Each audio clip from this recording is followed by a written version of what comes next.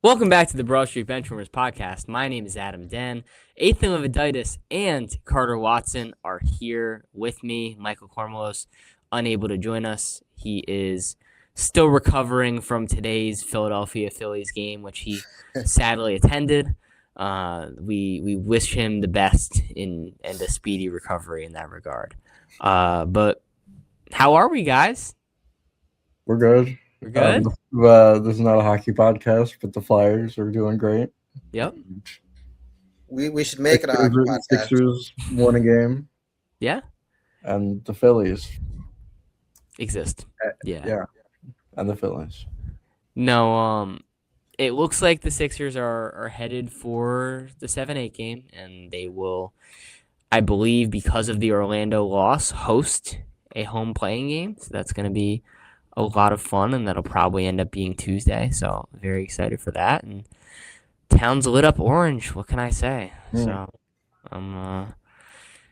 Ethan Leviditis is going to teach me the ways of hockey and figure it out eventually. But yeah, we are here because a week ago we did a great podcast on NFL draft offenses that none of you guys listened to. We're 20 views. We're 20 views. Oh, are we really? I know. Okay. I didn't know. Okay. It was at like 2 views for a while. Yeah. Okay. I don't know what happened. Yeah, I don't know. We'll take it. That's pretty good. That's pretty good. That's pretty good. And we're here to double that because we're here to do defense, which we know you guys care about so much more. Yeah.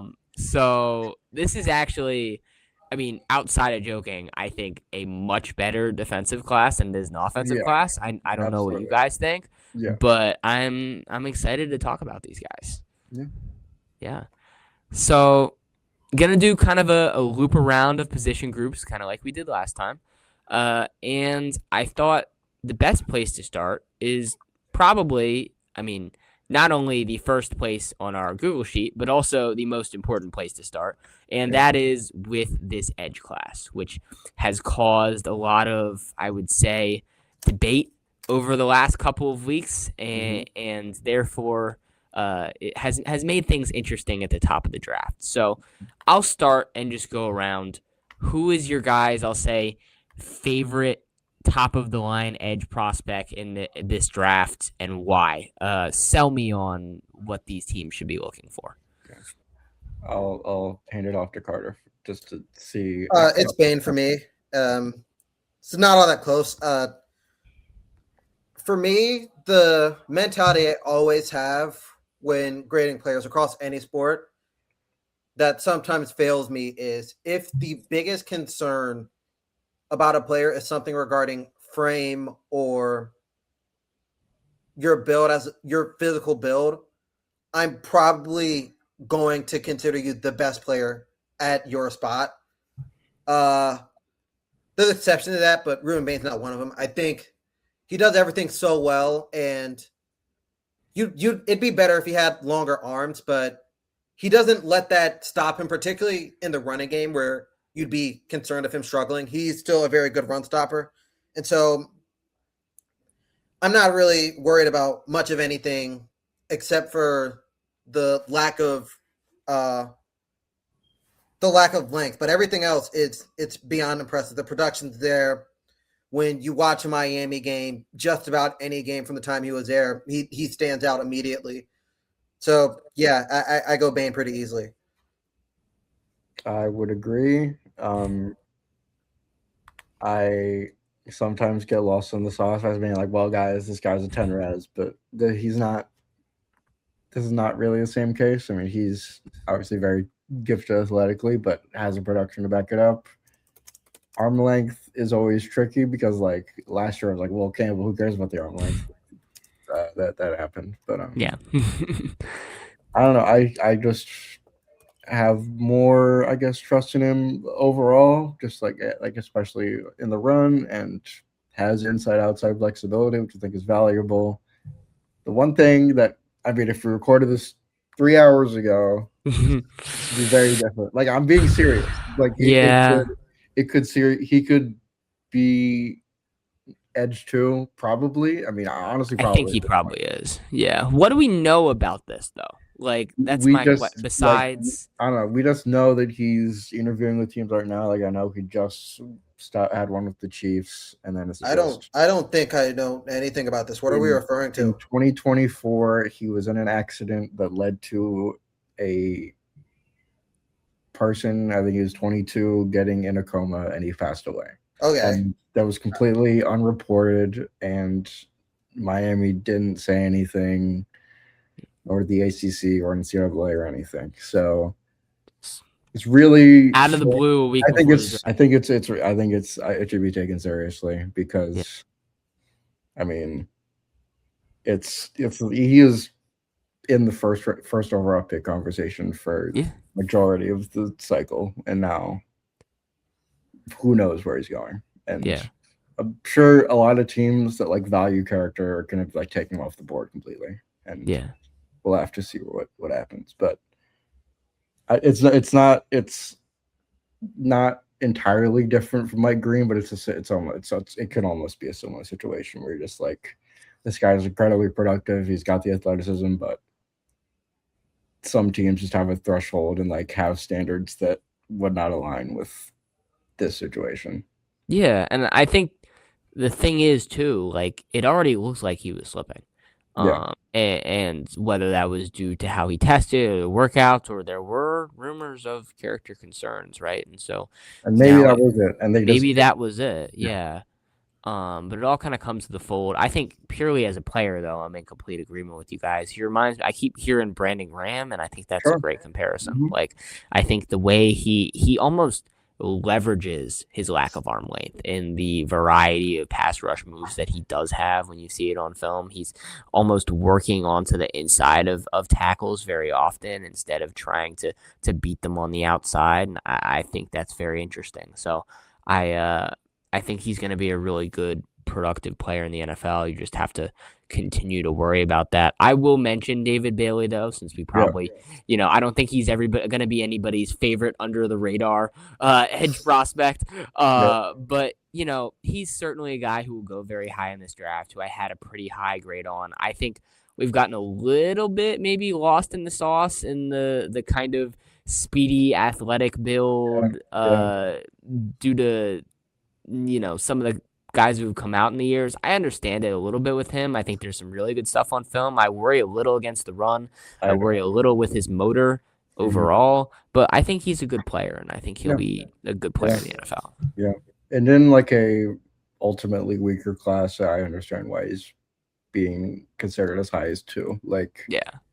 But also, I mean, scout the player, not the helmet, but like it does feel Tyree Wilson-y in a way, just super long arms, crazy athletic.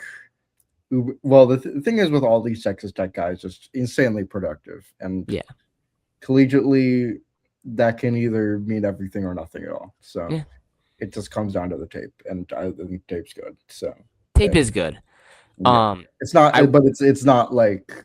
I think he led all of college football in sacks. Like that's not like usually leading unless like a Joe Burrow situation. Like you don't look at stats about or Ashton Jeanty and be like, oh my god, this guy had 15 sacks. That means he's going to be a generational talent. But I think he's good. He's probably solidly edge too. But that's just more because there's a bit of a drop off after him, and just a lot of like solid guys after him.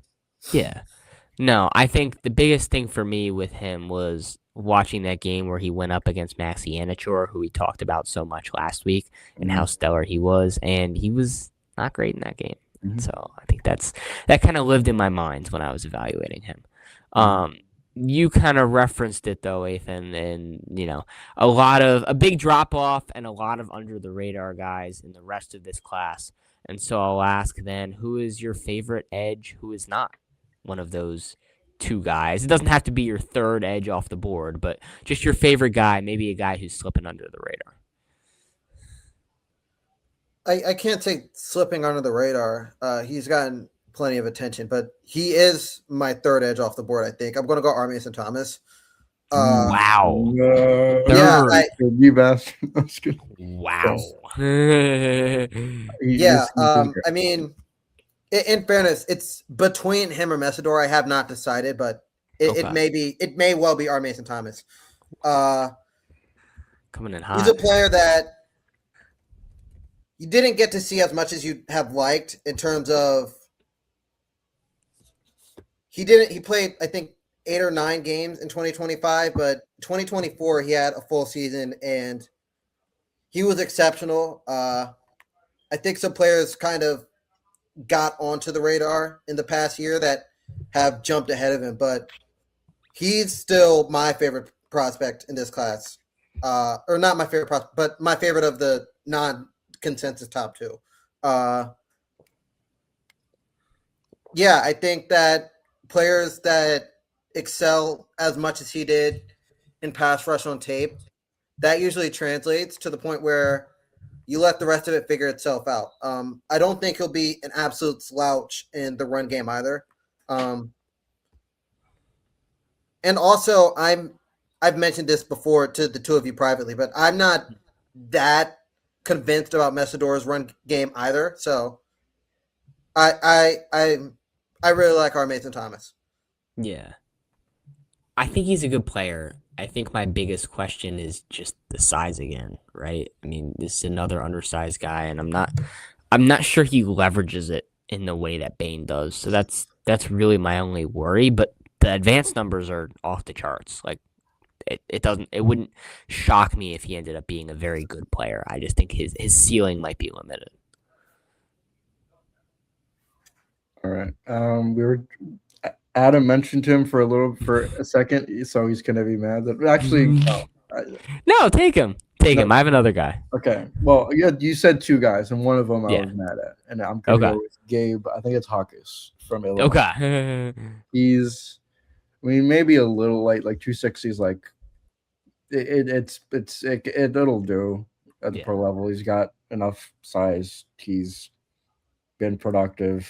He's got the athleticism. I mean, I was going through these guys like I during the season consistently update, and there's this Gabe Hawkes guy from Illinois. Like, what's going on? And then he just keeps shooting up ports. He's probably going to go mid day 2, and I think if not higher.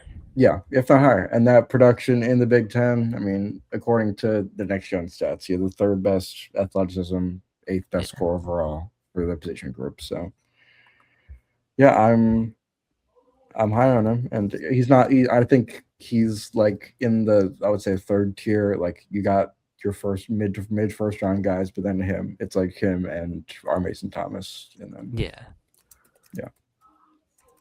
No, I am a huge Gabe Hawkes proponent. I had him like early 2nd when I first started watching him. I'm not sure where he's at now, but just a big, strong edge setter, and kind of a prototypical guy at that position. He doesn't have any overwhelming trait, but he is just about everything that you would want. So I'm very pro him. My other guy was Malachi Lawrence, who is out of Central Florida. A very fun guy, has kind of been shooting up boards here.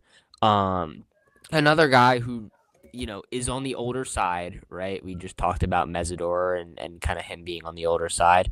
But a guy who I think shows enough on tape, doesn't really have a total strong weakness, and shows pretty consistent pass rush abilities on tape, and is pretty stout at setting the edge in the run game. So the advanced numbers love him. I really like him. I think a lot of teams are going to be in on this guy. Yeah. All right. So can move to my microphone in. Yeah. Sorry. No, you're chilling. There we go. You good? No, hang on. Okay, can you hear me? Yeah, I can hear you. All right. Bet.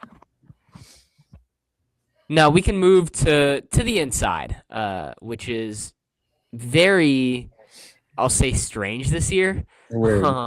Yeah, there's not really.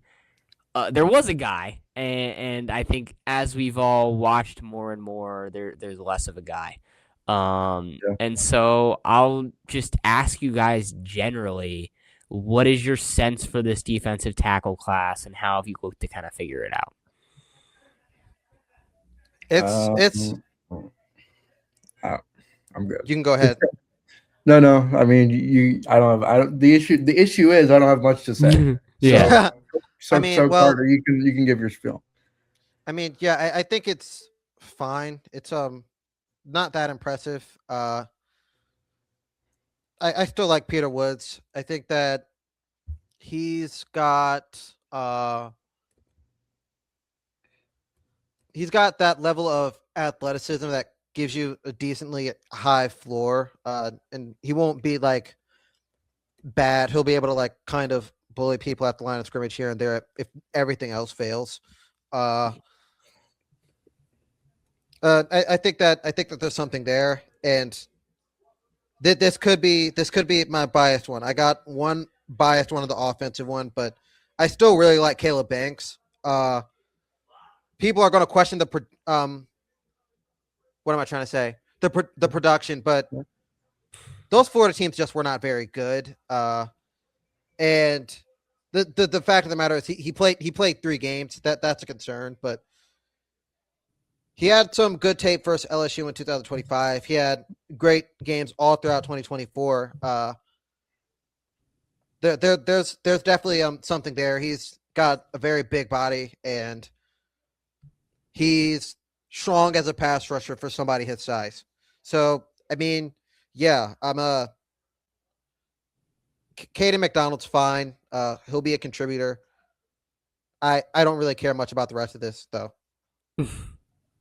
Yeah, I mean, I pretty much agree in every aspect. I mean, Peter Woods, I like the most just because he has the most pedigree and/or like consistent like production. I mean, last year Clemson's sort of just like a real like it for scouting. It's just a nightmare because everybody was bad. But Caleb Banks is a very tricky situation because it's like, again, we talk about the injury, we talk about the lack of production, but it's like you can, if you really squint hard enough, you can see like an absolute monster. And I think a team, again, I said before this, like a team like Houston, if they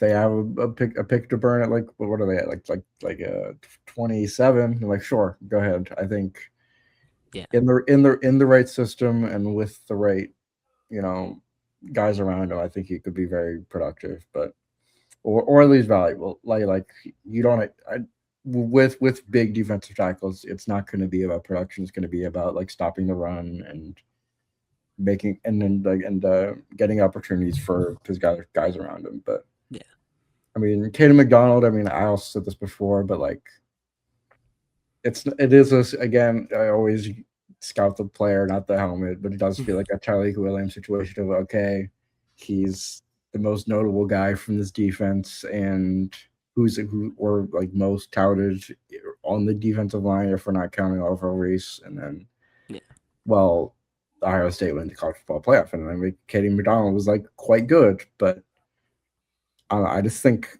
even with Banks, who I have a ton of question marks about, it's sort of there's a big drop off after that. Like it's a ton of second round. Like if you really need a D tackle too, you can think about it. But after that, it's like a ton of just rotational guys that I mean, honestly, I don't know a ton about most of these guys. Like I like Dominic Orange because his nickname is the Big Citrus.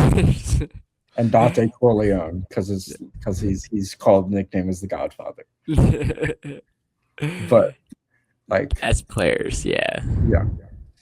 But like it's I don't know. It's a weird class because in most other years, like last year, you had both the Michigan guys. Like yes, Mason Graham and Kenneth Graham; those are easy first round picks. This year, I would not be shocked if none are in the first round. And that's pretty much a testament to the volatility of like their production over time and just the question marks surrounding health, availability, and again production. Yeah, no, I'm in complete agreement. I like you guys. I think I'm the highest on Woods just because, like you said, right? Like the athleticism, the frame, it's probably going to be the highest ceiling. McDonald, I also probably have a late first grade on, and it really stops there. There are a couple guys late round who you talked about, like rotational guys, I think could provide something which is kind of rare amongst defensive tackles in these recent drafts, which is just an athleticism and a pass rush burst. We haven't seen a lot of like unique physically built guys over the past couple years. I feel like go on day two, but guy who I really like, Grayson Halton. The numbers kind of point to him having a special kind of athleticism that can maybe be tapped into as far as production. Albert Regis is another guy, Texas A&M. I've been really high. This isn't really an under the radar one, but Lee Hunter is just a really stout run defender who I think can hold up in just about any NFL defense. He's a guy who I'm certainly going to have circled on my board. Had a great Senior Bowl. I wouldn't be surprised if he went somewhere on day two, but like just a lot of dudes, like you guys said. And if you really have a legitimate need at the top of this draft for a defensive tackle, I think you're kind of hurting. Like a Buffalo, I don't think Joe Brady's looking at these boards and exactly thrilled with anything. Yeah. So, yeah.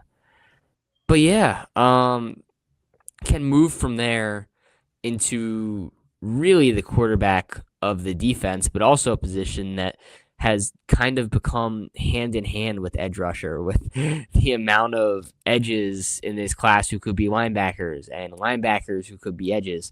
And we can start with kind of the two who I mean are my two highest graded players in this draft. I think are two of the most intriguing players in this draft, and that is Sonny Styles and Arvell Reese. Yeah, both are exceptional. It looks almost unfair at times watching them in the same position group. I think Styles is the better player. I think he's a bit smarter in coverage right now. Yeah. But yeah, it's an amazing duo. Good size for both of them, and for me, Styles is probably the second best player in the draft, and Reese is a tad lower than that. But yeah. Yeah. I think they're both first round caliber guy, like early first, easy, and that's something that we haven't had in like 20 years. I can't think of of linebackers. Arvell is a whole different situation, but Story. two true linebackers. I mean, not true. Sorry, not true. Nah. Yeah. If you have two linebackers slotted to be comfortably top, 10 at least picks, and Sonny Styles, I think, as Carter said, like he's the better pure linebacker, I guess. But I think Arvell Reese, I don't know if it was like a joke or like a misleading headline, but I saw some quote that like his pass rush, he just doesn't know what he's just going. Yeah, essentially. He doesn't have like actual direction or like coaching on the repertoire. He's just that gifted, and I think, it'll be tricky, but like how he's deployed, like because fucking Micah Parsons in 2021, I was just like, guys, they play him in coverage so much. How are you so much? Yep. And then he became a all-pro edge rusher. I remember. I was grading him as if he were supposed to be Sonny Styles. So yeah, it's a different world. I don't know. Yeah, but in the post Micah Parsons world, I think Arvell Reese is like probably the best player in the class. Right, he's just unbelievable, and he brings so much. Yeah, I think. It'll depend on the scheme because it'll probably be a jet, and like that'll be fine. But he'll bring so much value on as both an on ball, like an off ball and on ball linebacker, that I think could really transform an entire unit. And outside of that, there are a few decent guys, and we can get to them a little bit there. But no, I agree. Styles is actually my highest graded player. I have him I think, over Reese. If we're just That, considering, yeah, yeah, I think if we're just considering them as linebackers, I think my problem with Reese has simply been that I can't, like you said, like if we're just thinking of him as a pass rusher and strictly a pass rusher, I have my issues. yeah, And I think he has a lot of great linebacker instincts, and I would be yeah, really a lot happier if we were just drafting him simply as a linebacker who could rush the passer, a yeah. Caden Ellis kind of role. Mm, But I think Styles is just such a smooth mover and yeah, so cerebral. I I mean, you agree. got to watch him every game. I Like, I'm didn't. I didn't watch jealous. every. I don't. But I know not every, but you know what I'm saying. Yeah. Yeah, I'm very jealous to have him at the center of a defense. So I think he's going to be a really good player. I think he, like you said, he most definitely goes top 5, and he's going to be really good. Mhm. The rest of this class is, for lack of a better term, a complete shit show. Yeah. But is there anybody else who you guys are circling on your board as somebody to watch out for? Uh, Yeah, you can go ahead, Gordon. I'm not. I don't know if I could say somebody that I watch for, but I mean, two guys that I like are there's something there. Is a Jacob Rodriguez. Watching him throughout the Texas Tech season, he's not very big at all. He's not very. He's not very big. He's not very athletic. All of the physical stuff is not what you'd want, but he's very smart, and so maybe there's something there. I believe he finished 4th or 5th in Heisman, but don't quote me on that. Yeah, I think so. Yeah. Yeah. He's an impressive IQ driven player. Other than that, Anthony Hill out of Texas. He's a strong athlete, doesn't miss a lot of tackles. He could be better in coverage, but I think if you watch his 2024 game against Vandy, there's pretty impressive tape there. Yeah. I mean, I don't like. I mean, we talked about Malachi Lawrence, but like, I don't like talking about these turncoat UCF teams, like these turncoat American teams that went to the Big 12. But Yeah. Jake Galday, very good player. I mean, Sure. big Raz guy, but also like actually extremely productive, and that's what you need out of a linebacker. And yeah, he ran a low 4.6. That'll play. That'll play. Yeah, and you also had 3.5 sacks, 6 GFLs, like, and over 100 tackles. Like, I think with linebacker, like after the 2 Ohio State guys, it's kind of just like, again, not exactly a shit show, but it's sort of like if you need a linebacker, you can go ahead on day 2 and then just figure it out. But yeah, I think Galday would be a solid player on the next level. Yeah, no, I agree. He's a guy who I've definitely had circled, and I love Jacob Rodriguez. We were talking about that before we got on. Just such a cerebral player. I know he didn't test well, but I think every single coach, if they bring him in on a visit, is going to see and to feel that. Josiah Trotter is a guy. I know you hear the name. We'll have another one. Yeah, I'll take it. Yeah, but he's just a fun competitive player who isn't necessarily a great coverage linebacker, but plays the run really well. So I wouldn't be surprised if somebody looks to get him in the building and just look for some improvement on the back end. But he's a fun player. But yeah, speaking of looking at coverage, we can move into the secondary, and corners and safeties are, I think, the most talented position group of this entire class. I've given out multiple first round grades already. I have, 5, 6 of these guys go in the first round. I think this is going to be incredibly exciting, and it's also become a little bit of a debate. So go ahead and tell me, guys, how you've kind of made out the upper part of this corner class, which in recent weeks has become, like I said, more of a debate. So are we just going DBs across the board, or we're going to go?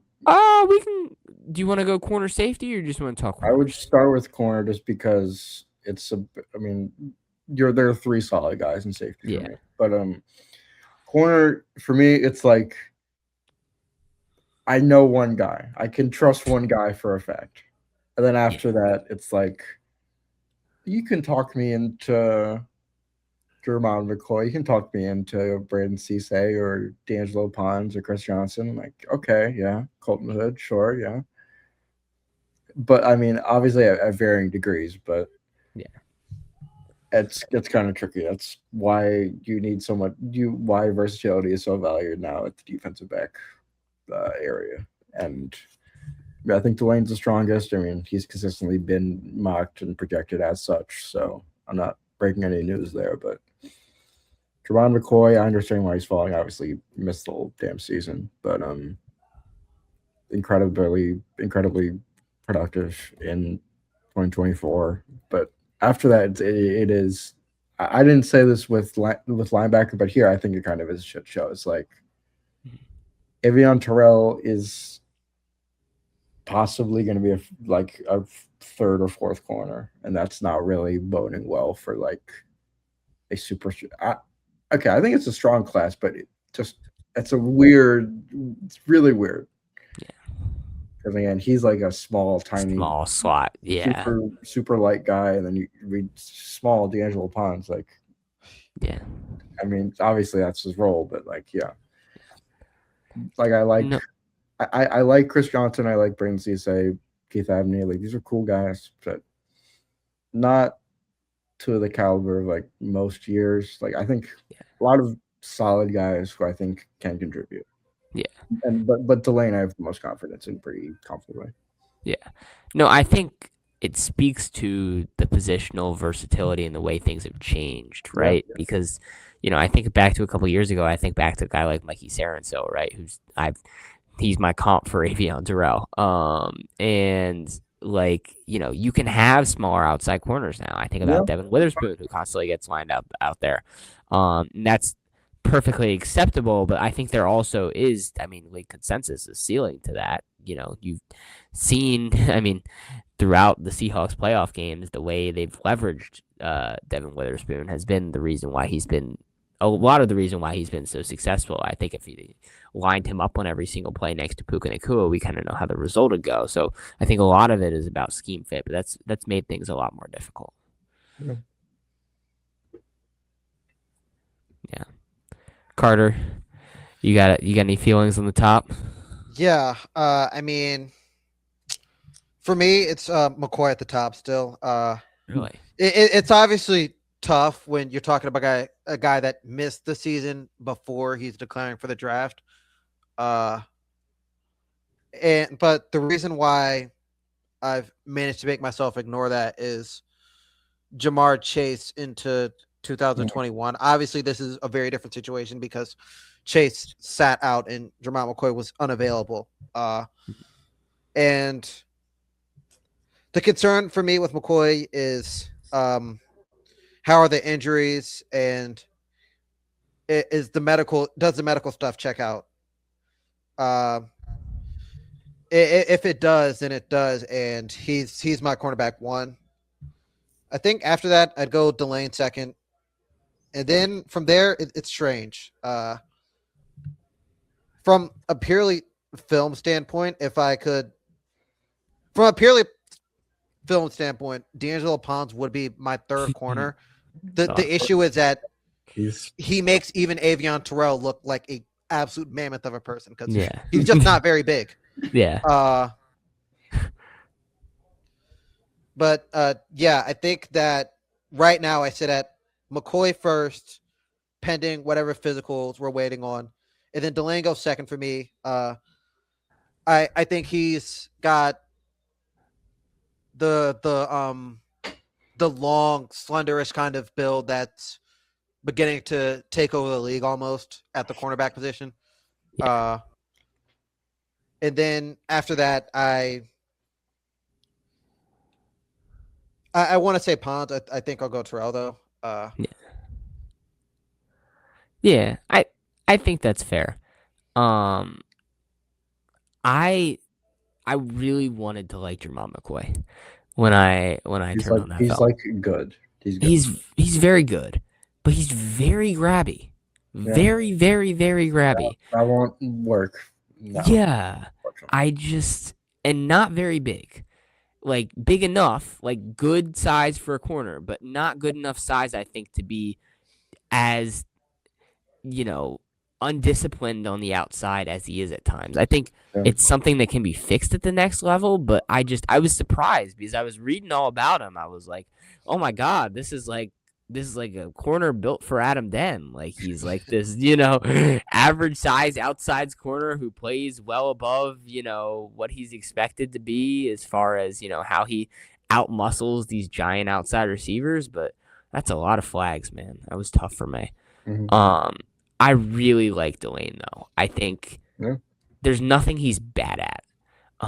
He doesn't have elite speed. He doesn't have like elite awareness, I would say. But he's just a really solid, really smart player in a way that he doesn't have many deficiencies. He reminds me a lot of what I thought of Quinyon coming out. Just a little bit slenderer of a build. Really, really solid player. After that, I would be remiss if we did not talk about Chris Johnson. Yeah. He is my glorious king. Great. Yeah, he is fantastic. I know everybody's going to say San Diego State football. I know everybody's going to have concerns about his speed because it doesn't necessarily show up on film, but that boy ran fast at the combine. Mhm. So I think I have less of a concern. I don't want to do data stuff, but I have less of a concern based on that. I'm with you on D'Angelo Pons. I think he's awesome. Like you said, super small. And I mean the Terrell workout just worries me. I think that's the fact that he ran like a 4.6, I think that has to be a red flag. And I mean, even before that, it's like, God, we won like 70. Yeah. Like, Jesus Christ, man. I know. Eat a sandwich. I don't know how much AJ is. Do you remember how much AJ weighs? But it's certainly more than that. AJ Terrell. Yeah. Yeah.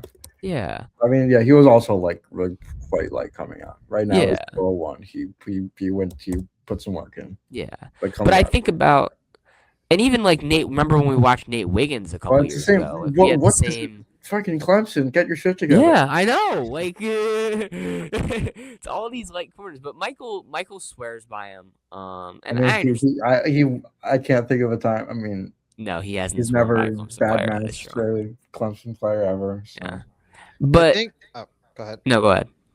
I was just going to say, for me, the thing that separates Terrell from another guy like Wiggins, it's just the fact that I think he plays a lot smarter. Yeah, I agree with that. Wiggins can feel like a headless chicken at times, and I feel like I don't see any of that with Avion Terrell. Yeah. And so he has a step up on a lot of players like that. I think in a world where you see like in the quarterback position, if you make like a boneheaded mistake, it'll stand out more than almost any other position except quarterback. So players that don't do that, it goes a long way, further than you'd expect. Yeah. No, I agree with that. I think he definitely plays above his size. And I mean, there are people advocating for him to play outside corner in the NFL. I will not be one of them, but I think if you're purely basing it off a film perspective, I understand. It just, with the injuries too, it makes it really tough for me to get there. Yeah. Any Colton Hood thoughts? He's good. I mean, it would have to be like a huge run on like edges for him to get in the first round, because it seems like shit. Like, we need defense, but also, like, I think he's like a late-ish first guy. He's solid. Man. Yeah. He doesn't blow me away in any way, but also that I can't really say anything in that sort of verbiage for anyone other than Delane anyways. So yeah. I mean, no, go ahead. I was gonna say he's fine. Yeah. I guess I don't have that much to add. I have the Alabama game kind of stuck in my head, and that happens sometimes with prospects, perhaps unfairly, but it's a hard image to get past for me. Yeah. But I think it's a solid player. Yeah. I haven't, like I was telling you guys before, I haven't gotten to watch as much of him as I want to. But what I've seen has been, like you said, perfectly fine. I don't think he shines through with any kind of, particularly fantastic abilities, but he's perfectly comfortable as a man outside corner, and I mean, it looks like he's going to play that way in the NFL. So it'll be interesting to see where he goes. Seattle at 32 is an intriguing spot for all these guys to make. They're going to need a Reek Woolen replacement, right? And Josh Jobe is Josh Jobe under contract next year? After next year? I couldn't tell you. Yeah. So I think that how they retool their secondary is going to be interesting to me. Not to give away my my predictions for next week's mock draft, which you guys all have to tune into. The best video of every year. It is the best video every year. It's beautiful. So we're very excited. We can close out though with a really exciting safety class. Yeah. And Love I think it. Awesome. Yeah. Let's dive into a lot of guys who I think we should be really excited about. Yeah. Card, you can go in. Oh, okay. I mean, very awesome. At the top, obviously Caleb Downs, exceptional, been exceptional his entire college career. Dylan Tiedemann, I think that some team picking in, I'm not sure what range, but there's going to be a string of teams that have him as their second safety on the board. Naturally, I do too. Yeah. And as a result of that, they're going to be like, you can't justify drafting the second best safety in the class that high. And he'll slide a lot further than he should. And I could be wrong, but I have a feeling that may happen. And some team will be very happy about the player they got. A player that is in most scenarios the top safety in the class and just happened to run into being in the same year as Caleb Downs. But it's a great group. I like Manuel McNeil-Warren, and a player that I wanted to mention with the corners, but he can kind of move around. Dalen Everett. Steal my guy. Oh no, you're okay. Now I'm curious about who you're going to say. Okay. But yeah, I like Dalen Everett as a player who he's a good run stopper, has pretty good size, and so he can operate as a slot corner. He can operate as safety. I'm curious to see if some team drafts him and uses him as a safety to start or at some point. Yeah. But yeah, it's a great group. Yeah, no, absolutely. Ethan? Yeah. I mean, I think it's like a disease at this point. Every year, I'll like every top safety. I mean, but also they're all great. I mean, I think Downs, it's not exactly generational, but like he is like a firmly early first round guy for me, and just his consistent excellence at every level, I think will translate. I think team like Washington should be all over him, but we'll see. I mean, hopefully not, just for my sanity. But yeah, and Thieneman and McNeil-Warren, I have similar grades on both of them, but yeah, I think I would love 3 safeties in the first round for the first. Well, geez, I don't want it to be that like Lewis senior where teams are just throwing darts. Yeah, because I think these are solidly like very good players. Yeah, I don't think he'll be there, but I mean, we also have bigger knees, but I would love Emmanuel McNeil-Warren on the Eagles. Yes, so fun. Yes, and or get a actually good, exciting white in the safety room. But, I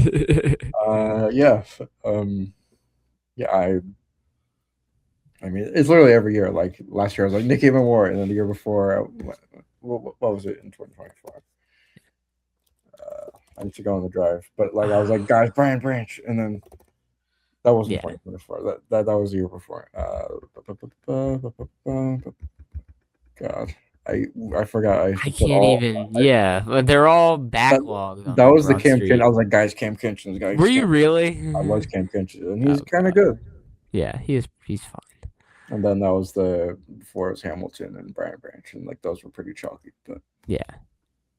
yeah, I think they all should. With Thieneman, I do think it'll actually go decently high. I think Me too. I think top 15 is not a foregone conclusion. I think that's quite possible. I don't think he makes it past Dallas. Yeah, that's really annoying, but Yeah. He should not make it past Dallas. Yeah.